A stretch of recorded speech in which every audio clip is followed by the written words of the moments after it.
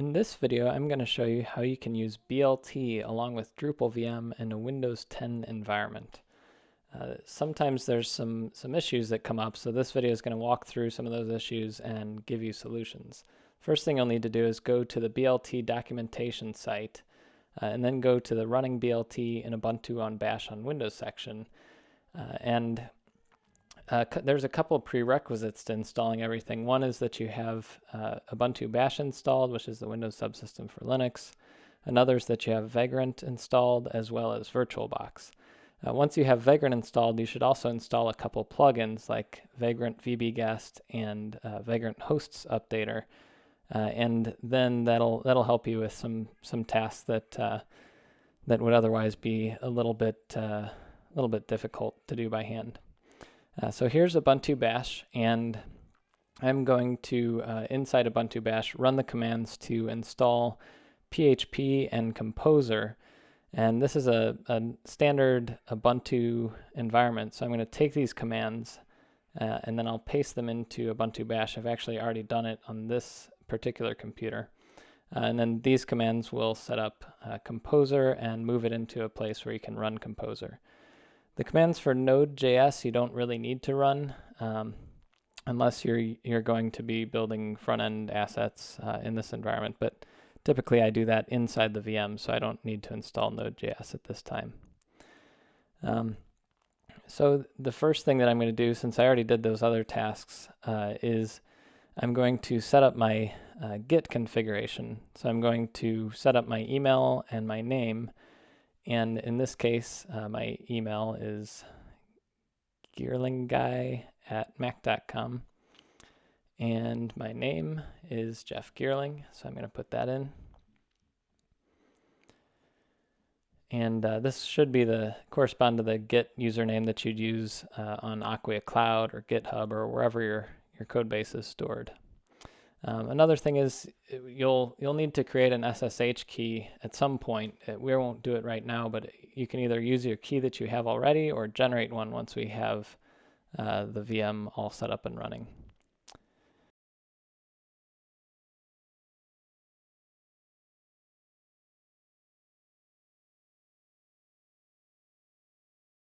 And I'm re-recording this voiceover now, so sometimes you'll see the mouse move around. When I was recording this on my other laptop, I accidentally I had the microphone muted. So in the interest of time, I'm just going to run through here with a voiceover. So the next step that you'll need to do is create the project with BLT. So there's a few commands you run. One is to clear Composer's cache. Next is to set the timeout value to a really high value. That'll let everything run correctly. And then this is the command that will create the BLT project. And this command downloads everything from Packagist and sets up your local project from scratch with all the right settings and everything. And you replace my project with your project name. And then you can go ahead and run the command. And this command usually takes between 5 and 10 minutes. And then once it's done, you can cd into your project folder. So I'm actually going to speed up the video in just a second, and that way we won't have to sit here and wait the 5 or 10 minutes. But I will let you watch this wonderful occurrence of Composer building everything for you. And we'll be finished with it in about 30 seconds to a minute in this sped up rate.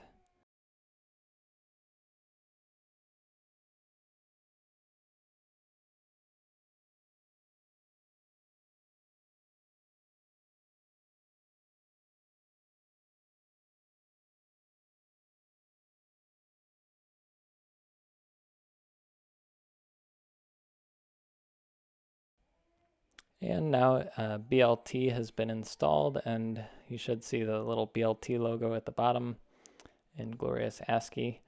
So the next step is to go into your project directory, and you can see it created that directory in the current working directory. And then you need to set up a BLT command alias. That way you can run BLT commands. And that's done with Composer through a Composer script. And once that finishes, you'll need to source the profile file that it just edited. In this case, it used bashrc. So I'm going to copy that, paste it here. And now I can run BLT, and it's going to show me all of BLT's available commands. Once that's done, the next step is to customize your project.yaml file. This is what tells BLT all about your project. In this case, for a brand new site, there's not a whole lot to change, but I'm going to edit the file, which is in blt/project.yaml, and I'm going to set the human name of my project to January test, and actually I'll change it to BLT January test to match the machine name that I have. And then you can also change other settings in here if you need to. For instance, the Git remote would be the Acquia Cloud remote that it would use to push to. These are Drush aliases that it uses, all these different things. But you can override anything. For this project, we're not going to. But for most projects, you'll end up adding some more configuration in here so that BLT knows how to deploy, where to deploy, all that kind of stuff. So the next step is to build Drupal VM, and BLT does all the setup for you, but this is going to error out in the Ubuntu Bash environment. And this is one reason for this video is it's actually a little bit complicated to do everything within Windows because Ubuntu Bash, the Windows subsystem for Linux, currently doesn't support calling out to Windows executables. It only supports working within the Ubuntu Bash environment, and then if you want to work with other things, you'd use PowerShell or something else. So what we'll do here is I will build the VM, I'll require it and all that using the BLT command in here, and then once it's in the project, which it's doing right now, it's adding it to Composer, it's downloading it, then I'm going to switch to another command line environment so that I can run everything.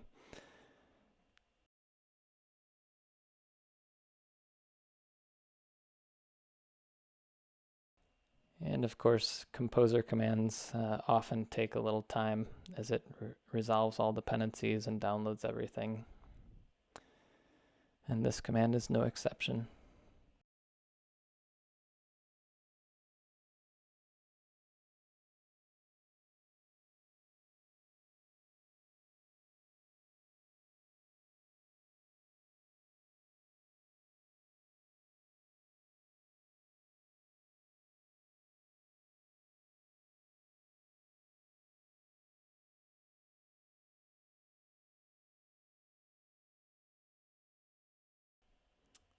Okay, and at this point it's going to start trying to bring up the VM, and it errors out. It says it can't find VirtualBox. It's missing or not installed, and it actually is installed, but as I said, the Ubuntu environment is completely isolated, at least as of Windows 10 Anniversary Update.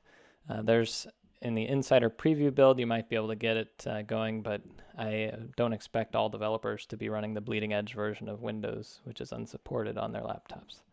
So what I do is I use Commander. It's spelled CMDER. There's other environments too that you could use. You could use Siegewin if you set it up correctly, or Git Bash. But I like Commander. It's a lot more efficient. It's a lot more lightweight. Looks a little nicer, and it comes built in with Git and a lot of the tools that I would use to do my development on Windows.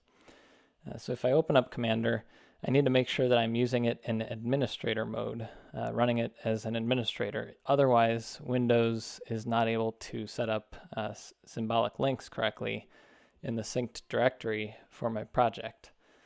So I open this new window in, as an administrator, and if you use some other tool, you'd want to do that too, so Git Bash or whatever tool. Open it as administrator, and I'm going to close the one that's not open as administrator. And the next thing I need to do is I actually need to change directory into the folder where I just set everything up. And you can set it up anywhere on your drive in Windows. It doesn't really matter where. But in that case, I put it into the Linux subsystem directory path, and that's in your user folder. So I'm going to go into appdata/local/lxss/home/jgearling. That's kind of like the Linux home on your Windows machine. So I'm going to go into the project directory that BLT created, and you can see there's all the files for my project. And at this point, I should have everything there. There might be a little issue inside the VM once we have it running with the way that Composer was run, because symlinks don't translate correctly at this time, at least, from the Ubuntu Bash environment through the shared folder into a VM that's also running Ubuntu. But that's besides the point. So I'm going to run Vagrant up, and actually, first I'm going to show you the plugins that I have installed to show you that I already installed Host Updater and VBGuest. And those just help make things a lot easier. VBGuest will make sure you have the right guest editions so that you don't have failures when you bring up your VM. And Host Updater automatically manages your Windows hosts file. That way you can access the site at the location that you'd, at the web URL that you have configured in BLT settings. So at this point, I'm going to go ahead and bring up the VM. You just run vagrant up, and that command will download the correct box, download the correct OS install image. Then it will set up everything for it, and then it will run some Ansible playbooks that are part of Drupal VM that will install all the right software on it. And you can see that I actually have a slightly older, outdated version of the box. So if you ever see that message, you can go ahead and destroy your VM and then bring up a new copy and run vagrant box update to make sure you have the latest version of the box. But in general, that shouldn't cause a big issue. It'll just require you to sit and wait another minute while it updates your box to the latest VirtualBox guest editions. So this is going to take a little time again, just like the last time. I'll go ahead and speed up the video so that you don't have to sit and watch this entire process, which will take maybe 10 or 15 minutes the first time you do it. Should be a little quicker after that. But it's updating everything, and now it's going to run the Ansible playbook. And the Ansible playbook will do things like install a firewall, install Apache, PHP, MySQL, also any of the development tools that you'd want to use like Xdebug. And you can customize everything after the fact by editing the file box/config.yaml. And another cool thing is you can have a local.config.yaml that will let you manage the environment for your specific instance, whereas the normal config.yaml can be shared with the team. So it's just about finished. Once it gets to the end, it restarts a few things. And let's see. Okay, so now it's finished doing everything, and at this point, we could actually go to the browser and access the domain. I think it's local.bltjantest.com. And if I go there, it'll take a little while because it's the first time it's running through everything, and it'll try loading the site, but we haven't actually put a site on there. So there's a couple things that we would need to do to either install the site locally or pull a database down from dev or from test or something like that. So I'll let that load and come back over here. And as you can see, it hit an exception since Drupal is actually not installed. So the next step that will want to do is to use BLT to try to set the site up. And before we can do that, from this point forward, for any of my projects when I'm working in Windows, I run everything inside the virtual machine. I don't want to run it in Windows because it can mess up the symbolic links. Node.js has issues. There's a lot of things that can go wrong. So from this point forward, I will use Vagrant SSH to actually log in and work inside the VM. I'll still use my code base outside. So in Windows, if you use PHP Storm or Sublime or some other IDE, you can keep doing that and working on the files that are on your Windows file system. Just make sure you use Unix line endings. But all the BLT commands and anything that you do with a theme would be run inside.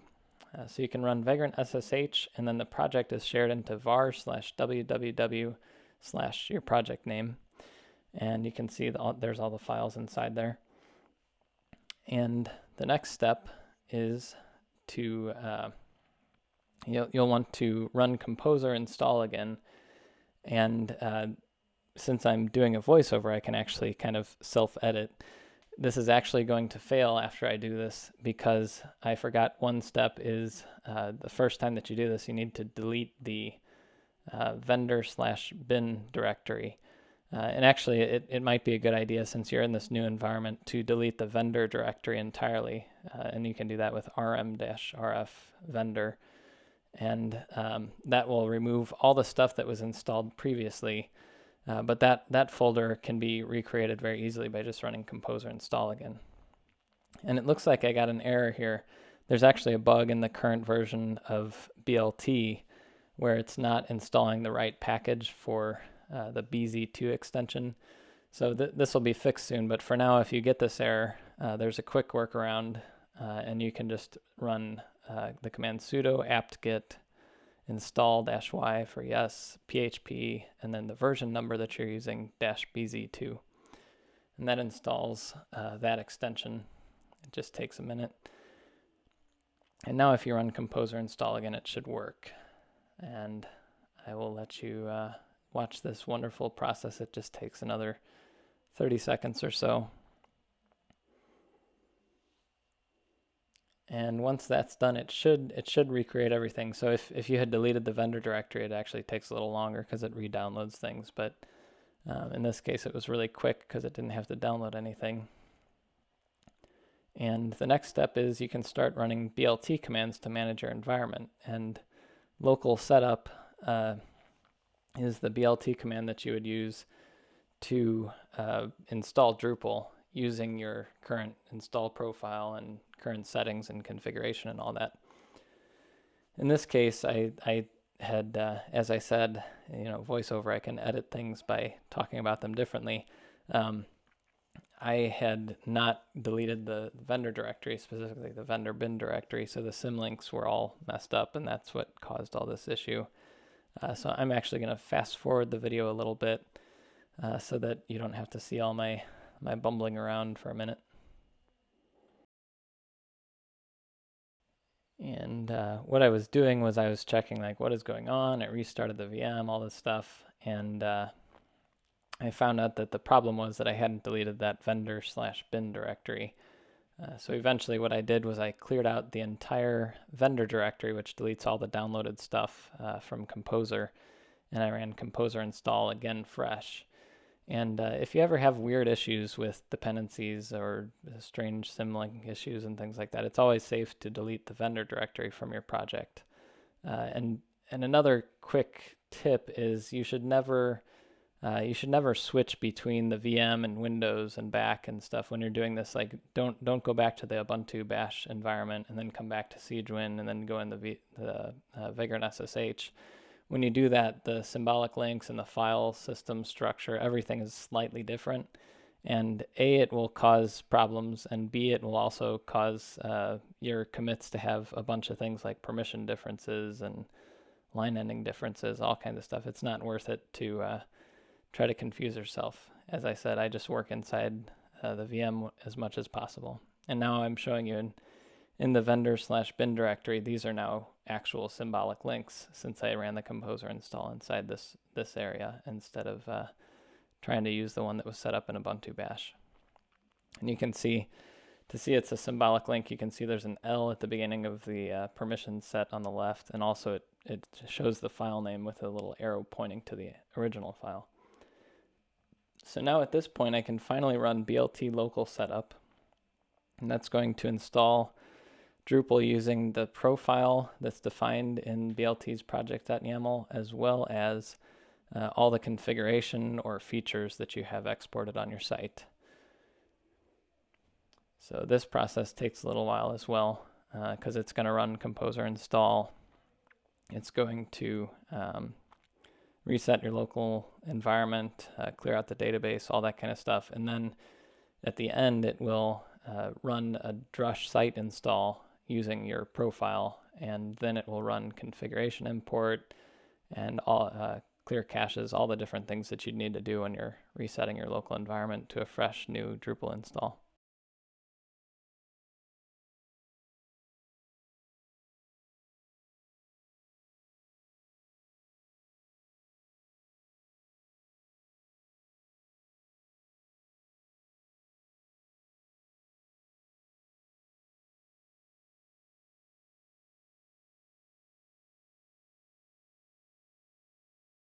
And the first time you do this, I usually forget this, and I forgot it this time as well. It'll give you a warning about not finding vagrant and secure private key and ask you to connect to localhost and all this. This is because BLT is by default set up to use to work with Mac or Linux, but not like inside the VM. So if you edit the file blt/project.local.yaml, you can change the default drush alias to self. So you see drush alias is local self. And so I'm going to change that and write that file.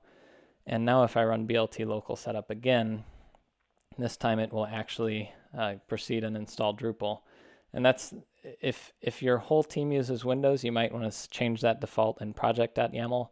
But if you're the only one that works inside your VM and everyone else works from their host, from their Mac or Linux or something, then in that case you'd want to set that for just yourself in project.local.yaml.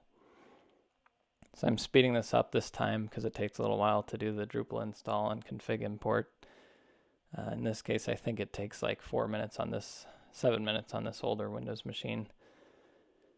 But you can see it installed everything. It set up all the modules that were configured to be set up for your local environment. And if I go to local.bltjantest.com now, I should be able to see my site installed locally and running happily. And again, on the first load, it's especially since Drupal 8 has lots and lots of files, it's uncached. Takes a little while. But I can log in, and I think the username and password is admin and admin by default. And if you were pulling down a website from another environment, that would obviously be a little different.